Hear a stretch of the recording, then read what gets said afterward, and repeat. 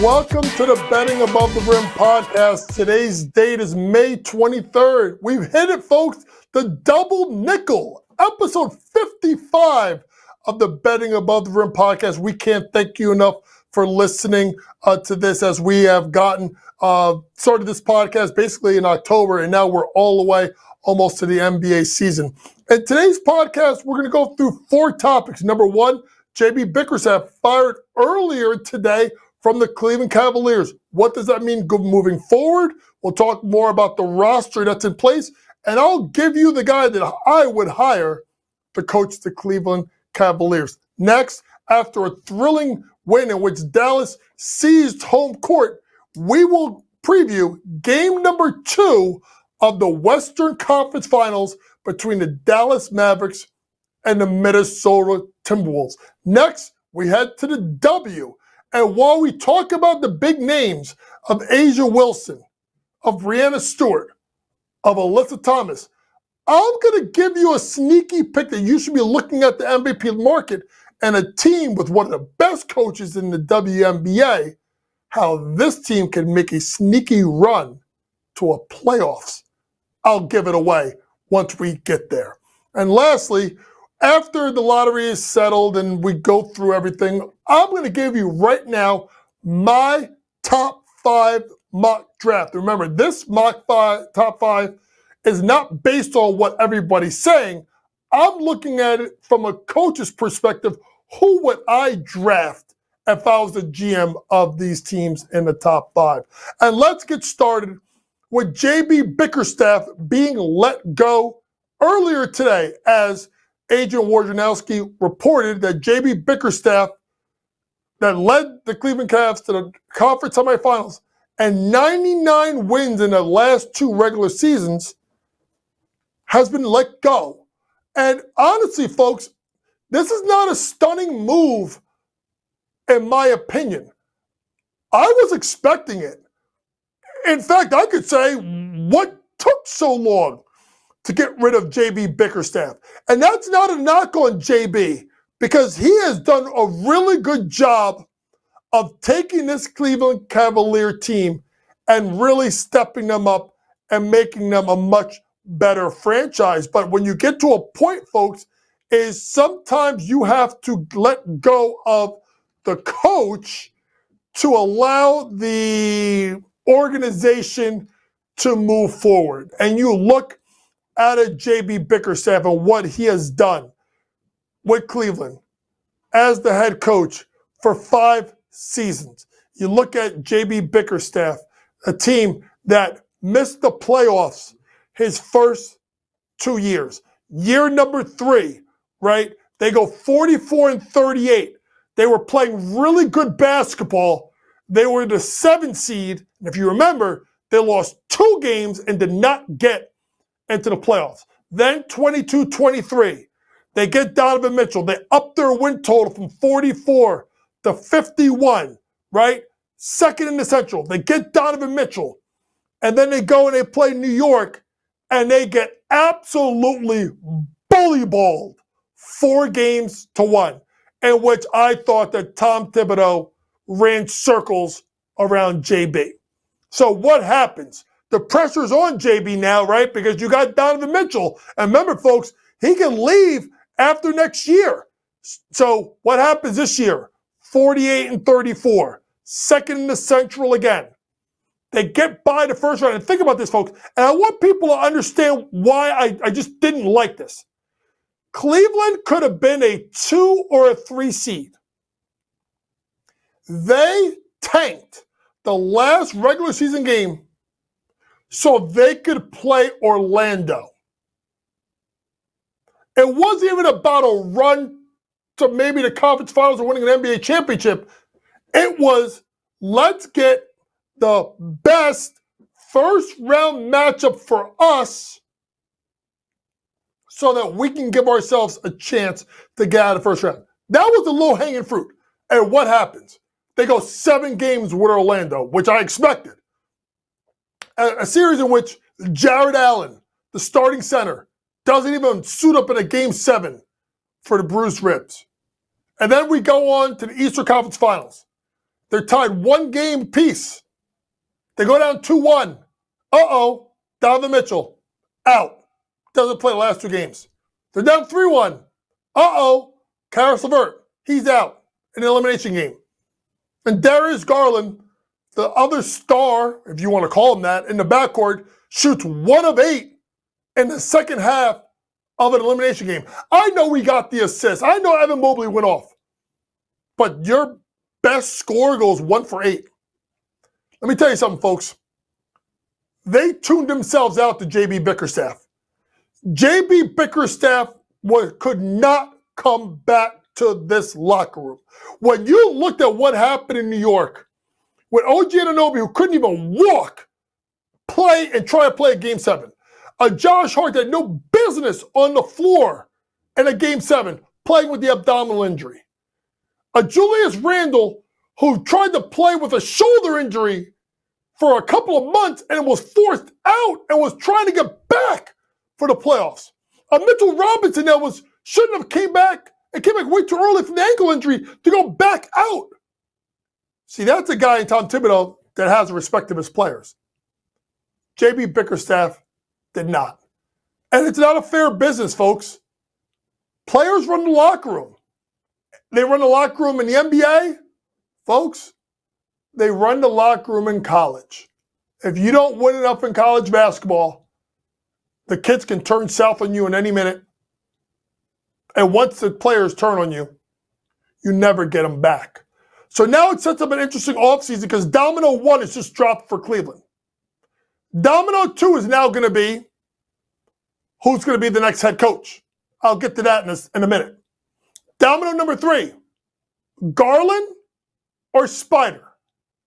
Because you can't have both. And I've told people, a 2-guard, small guard backcourt does not win in the league. So now you got to make a choice. And it's going to be basically based on what Donovan Mitchell does. Does he come back and say, yeah, I'll sign an extension, which means Garland gets moved? And don't worry, Darius Garland. I know Clutch Sports and Rich Paul is saying, if Donovan comes back, you want to get moved. Don't worry, player. If Donovan Mitchell comes back, you're getting moved regardless, whether you like it or not. But if Spider says no to the extension, Garland stays, Spider goes. Then you go to the center position. And I keep going back and forth, back and forth, back and forth. Before the season started, I said I would keep Evan Mobley. I'd trade Jarrett Allen. Then Jarrett Allen against Orlando played really great basketball. Dominated the paint. Mobley was... But then Jarrett Allen gets hurt. Evan Mobley, especially Game 5, goes off. And then I'm like, well, I think you should keep Evan Mobley. Now I'm backtracking a little bit. Because it depends on who the coach is. Folks, if I am Cleveland, there is one name that I will call. Someone that is coached in the NBA. Someone that has a track record of developing young players. A coach that has been on the bench with a championship level coach who can be like Mike Brown, which is be a head coach, then go and work on a championship bench like the Warriors, learn some of that split action that they run offensively, and bring it to your own team. Folks, the name is Kenny Atkinson. Every time there is a job with a young core that needs to take the next step, I always think of Kenny Atkinson. Look at what he did in Brooklyn. And they haven't been the same since he left. Kyrie and KD went there because of the culture. The culture was Kenny Atkinson because he developed, ready for this, a center named Jarrett Allen. A Kenny Atkinson had developed a guard, ready for this, named Caris LeVert. He developed D'Angelo Russell. He developed Spencer Dinwiddie. He has a track record with young guys. So he's got the skill development piece that can develop more Jarrett Allen if you want to keep him. If you trade him, he can develop an Evan Mobley. He can work with young guys like an Isaac Okoro to get his game to the next level. And if you trade a Darius Garland or a Donovan Mitchell or Evan Mobley or Jarrett Allen, you're going to get young pieces back on the rebuild. So you need a guy that can develop players. Oh, I'll give you one other player to think about. Anybody remember Lynx Sanity? Who was his position coach? Who was the guy that went to D'Antoni and say, play Jeremy Lin? It was Kenny Atkinson. Kenny Atkinson would be my choice to lead the Cleveland Cavaliers, tear it down, start over. That guy can win.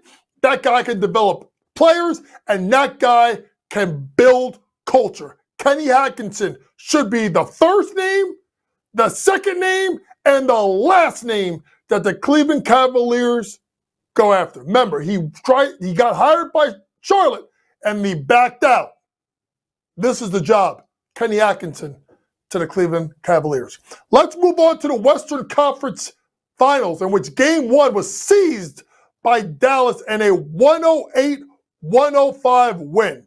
And Lord have mercy, I've been telling y'all at some point, Kyrie was coming. Kyrie was coming. And folks, Kyrie done showed up and showed out.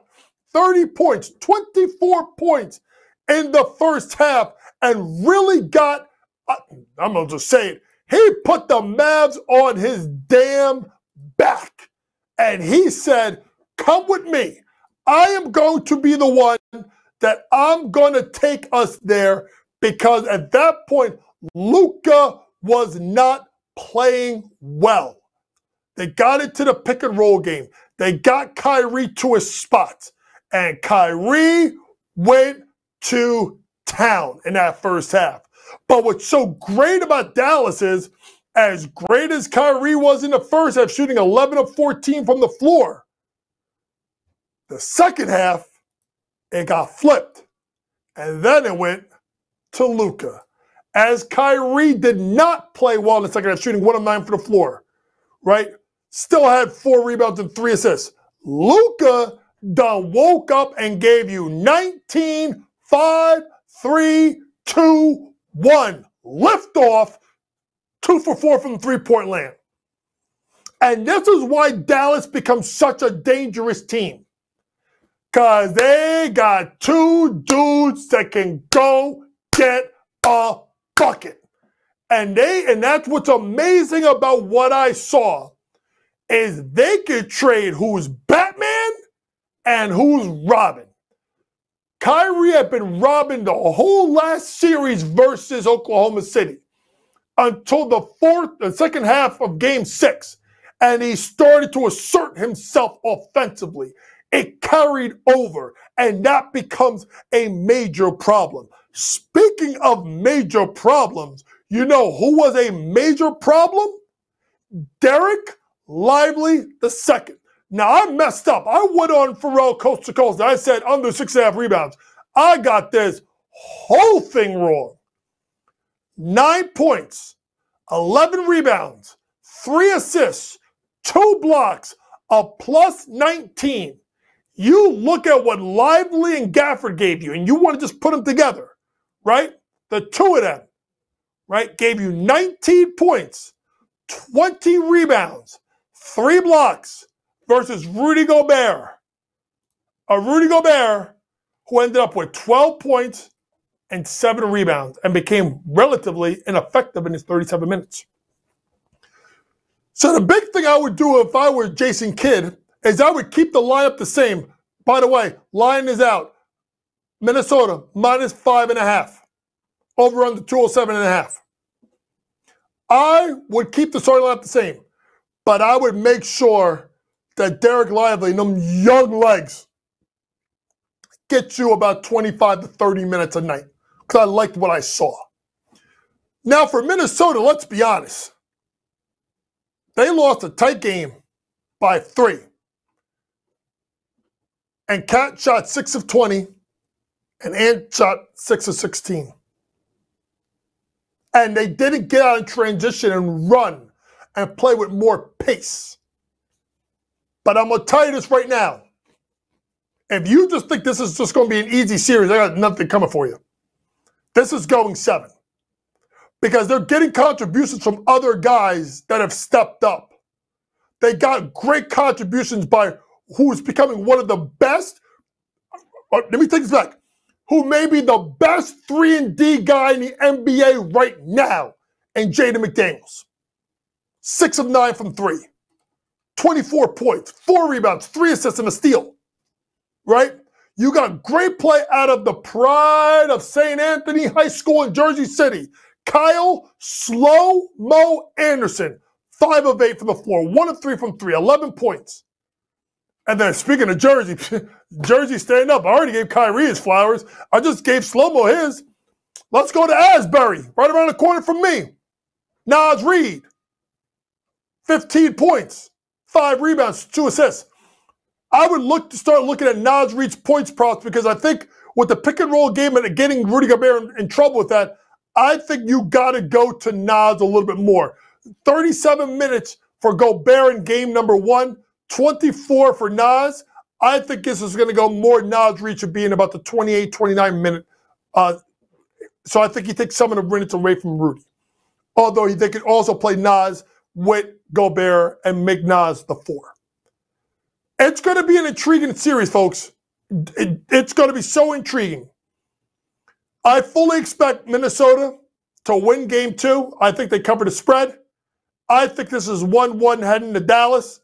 And buckle up, folks. The East may not be a great series. But I tell you this much. The West will be. And it will go 7 games. Let's move on to the W. If you bring up the MVP odds, everybody in the WNBA looks at the W and says, Asia Wilson, Alyssa Thomas, Breanna Stewart. Now, what's interesting here is that Asia Wilson as an even money favorite to win MVP. Folks, that's going to be solely based off the fact that she didn't win it last year. Stewie won it. And you could argue that it should have went to Asia Wilson. You could argue that. Second is Miss Walking Triple-Double, Alyssa Thomas, who's at 5.5 to 1 to be the MVP. And I think when you look at Alyssa Thomas and the way she plays,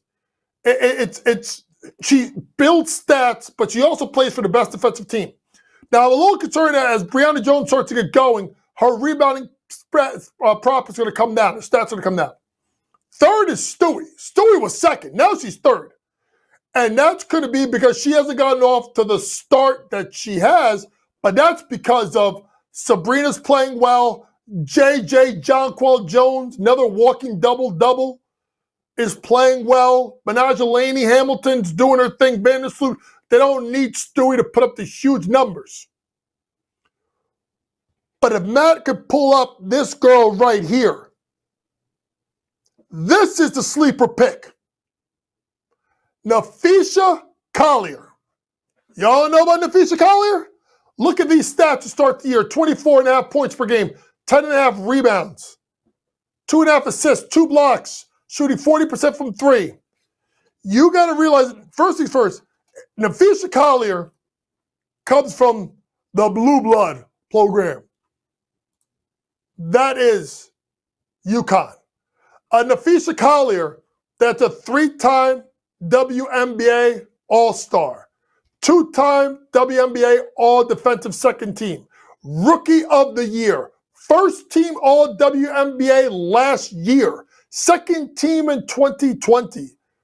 Folks, she can absolutely ball. You got to remember that Napheesa Collier missed the 2022 season due to the birth of her daughter. She played 4 games in 2022. And then she came back last year, and she balled out.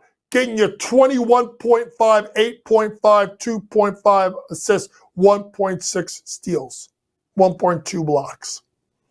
Now the fact of the matter is Napheesa now is a year out with the kid, with her daughter, right? Napheesa Collier is a stat stuffer. And Napheesa Collier, folks, when the WNBA season started, they were 45. I think they were plus 4,500 to win the WNBA title.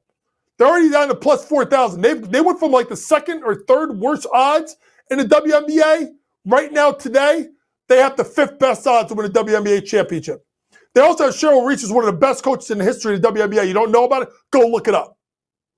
Napheesa Collier can score in many different ways. Inside, outside.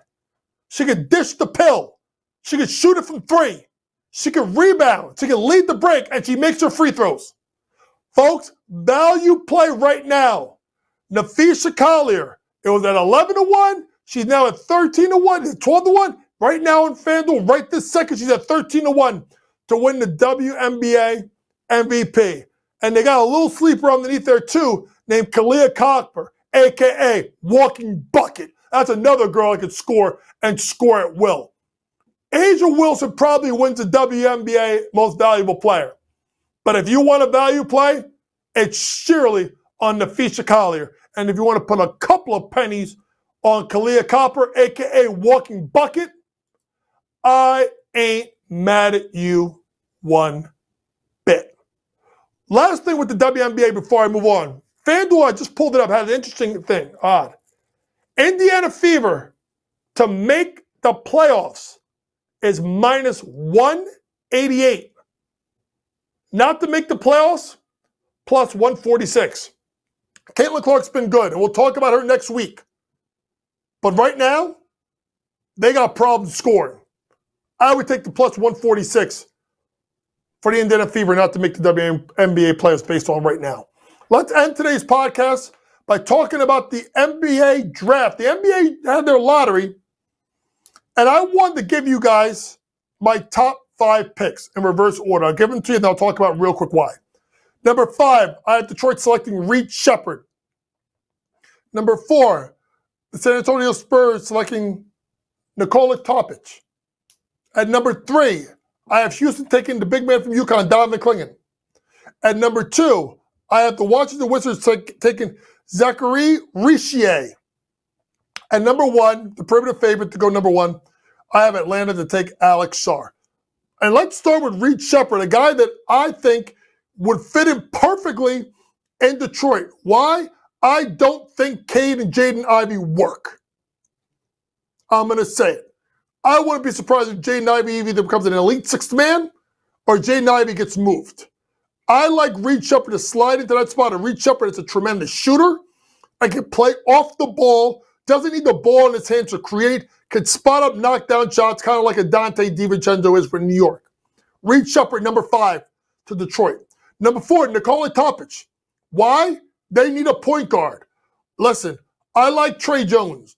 I love his brother Tyus. But you got to upgrade the point guard spot. And I think this is a spot where if San Antonio doesn't trade this pick, because you know they got 4 and 9, to go get Trae Young, or to go get Darius Garland. If they keep the pick, look at them to take a point guard. Nikola Topic is the best pure point guard. They have other great guards in this draft, including a guy like a Rob Dillingham. But I think the big thing to look at right there is Nikola Topic as a point guard, big guard, smart, athletic, can push the pace. I like him with a young Wembanyama-led team. I would look at Nikola Topic, number 4 to San Antonio. Number 3, Donovan Mitchell. Hear me out. You're like, wait a minute. You got Alperen Sengun, coach's favorite guy. Oh, I love me some Alperen Sengun. I love me some Alperen Sengun. But Alperen Sengun gets beat up defensively. I was realizing this towards the end of the season, especially as he's showing his range. Alperen Sengun is a 4. He's not a 5 in the NBA. Gets beat up too much. So I take Donovan Mitchell and kind of make them the modern day Cat Gobert. Now, I'm not saying Alperen shouldn't go in this Cat because he doesn't shoot like Cat. But he's a far better passer than Cat. And you could play high-low with Donovan Mitchell, who is an elite shot blocker and rebounder. And then from there, what you could do is you could try and trade someone like a Jabari Smith, because I don't think he's a 3, and you could upgrade your roster with your depth. Number 3, Donovan Mitchell to the Houston Rockets. Number 2, Zachary Richier. For now. For now. This kid is a walking bucket. He can score the ball. He probably is the best pure shooter in the draft. And he is someone that is so intriguing at 6'10". And he just had a great performance over the weekend. So it's someone that I'm really curious about. You can play Richier with Kyle Kuzma as that 3-4. But I've been thinking, I would take Richier number 1 over Sarr. Because Sarr kind of reminds you of a Jaren Jackson Jr. I think Richier is a pure bucket getter and a scorer. And I think Richier as a small forward, now you could take Richier, play him with Jalen Johnson in the front court, with probably Capella, unless you trade Capella. But then DeAndre Hunter, who's one of the better 3-and-D guys, now becomes expendable and can get traded and can get you assets. I think Trey's gone. I think DeJounte Murray's played down the stretch. I think they need a fresh start. I think Trey's got some baggage with him about coaches. So I think DeJounte Murray to the point, get a better 2-guard, Bogdanovich off the bench. I'm now flipping it. Zachary Richier at the 3, Jalen Johnson 4, Okongwu Capella at the 5. I already changed my top 5. Don't worry, folks. It won't be the last time. This has been your Betting Above the Rim podcast. For all things sports gambling, go download that Sports Grid app. Pre-game, in-game, post-game, props, predictions, and more from the very best in the sports gambling industry. And also the home of my WNBA scouting report, which will be posted nightly only on the app. Next week, we'll get into J.J. Redick to coach LeBron, Caitlin Clark, what's going on, my top 5 after the transfer portal madness. So much to discuss. For my producer, Matt George, Vinny with the graphics, thank you so much for listening to episode 55. Remember, folks, it's smarter to be on Sports Grid. Good night.